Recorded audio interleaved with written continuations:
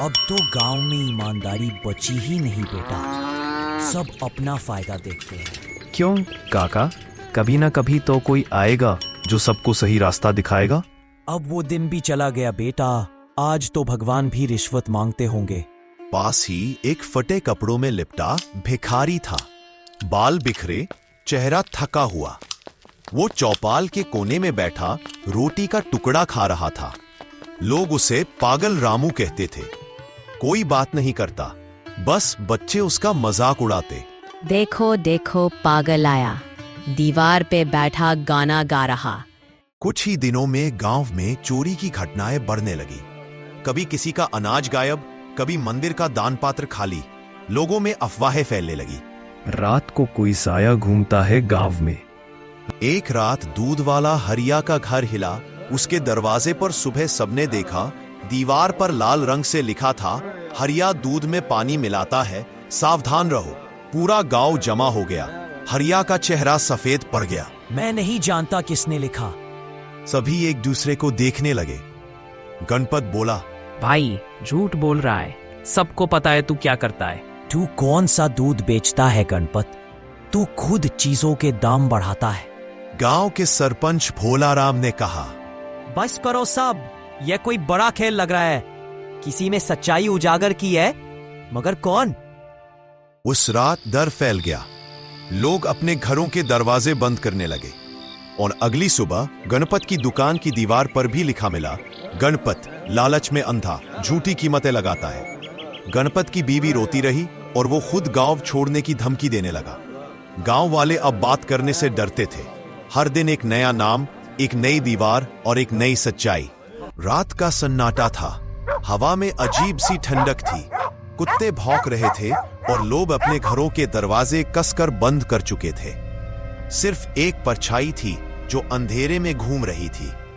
गांव के बीचों बीच मंदिर की दीवार पर सुबह देखा गया, पंडित शिवलाल दान के पैसे से अपने घर की छत बनवाता है। पूरा गांव हैरान रह गया। मंदिर के बाहर लोगों की भीड़ लग गई। पंडित जी पसीना पसीना हो गए। मैंने कुछ नहीं किया, ये किसी की साजिश है। अब ये मामला बड़ा हो गया है, ये कोई मजाक नहीं। गांव की चौपाल में बैठक बुलाई गई। सभी बड़े लोग बैठे थे, हरिया, गणपत, ठाकुर बलवंत सिंह, सरपंच और कुछ नौजवान। भोलाराम सरपंच बोला, किसी ने गांव के हर गुनाह का पर्दाफाश किया है, पर अब हमें ये जानना होगा कि ये कौन है। जो भी है उसने गलत नहीं किया। अगर ये सच है तो वो हमारे लिए भगवान से कम नहीं। भगवान? चोरी और दीवार गंदी करना भगवान का काम है क्या? अगर सच्चाई दिखाना गुनाह है तो फिर हम सब गुनाहगार हैं ठाकुर साहब। ठाकुर की आंखों में गुस्सा था, पर भीतर कहीं डर भी था। उस रात ठाकुर के हवेली में भी अजीब सी बेचैनी थी। वो अपने नौकर कुंदन से बोला, देखो कुंदन, अगर किसी ने मेरा नाम लिखा तो पहले उसे खत्म कर दूंगा। मालिक, सब डर रहे हैं। सुना है दीवार पे नाम वही लिखता है जो सच्चाई जानता है। सच जानता? इस गांव का सारा सच मेरे घर में बंद है। अगली सुबह सूरज चढ़ते ही पूरा गांव चौंक गया।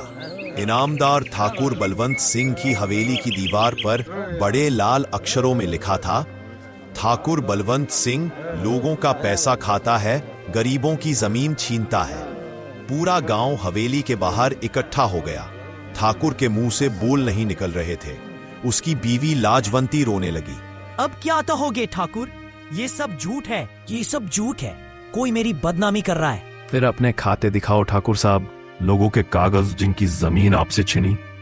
यूं से आवाजें उठी, हाँ ठाकुर, दिखाओ हिसाब।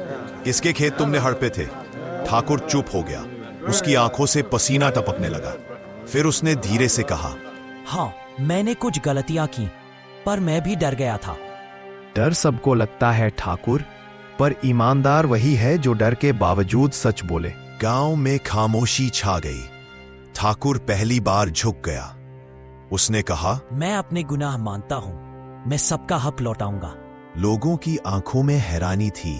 किसी ने नहीं सोचा था कि ठाकुर कभी मान जाएगा। धीरे धीरे गांव बदलने लगा। हरिया अब दूध में पानी नहीं मिलाता था। गणपत ने अपने दाम घटा दिए। ठाकुर बलवंत ने गरीबों को उनकी जमीन लौटा दी। मंदिर का दान फिर से गांव की भलाई में लगने लगा। चौपाल पर राम सिंह ने मुस्कुराते हुए कहा। देखा बेटा महेंद्र, भगवान आया नहीं, उसने खुद को हमारे बीच छुपा रखा है। हाँ काका, वो हमारा आईना है, लेकिन वो कौन हो सकता है? मुझे लगता है गव के नवजवानी होंगे जिनको है सारा पता है। लेकिन ठाकुर के महल पर लिखना ये आम आदमी नहीं कर सकता काका। हाँ ये तो है। चलो अच्छा है, गांव तो सुधर जाएगा। उसी रात महेंद्र चौपाल से लौट रहा था कि उसने देखा गांव के पीछे की दीवार पर एक आदमी छाया में कुछ लिख रहा था। वो धीरे धीरे आगे बढ़ा। हवा तेज चल रही थी।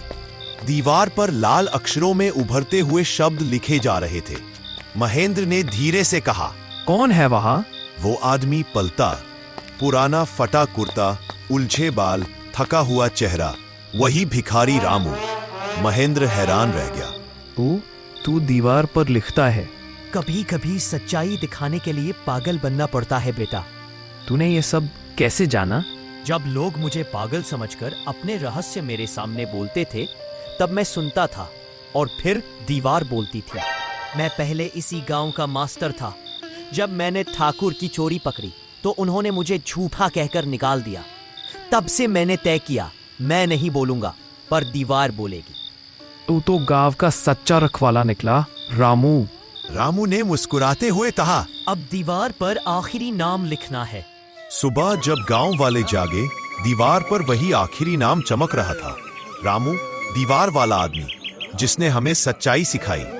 लोगों की आंखों में आंसू थे।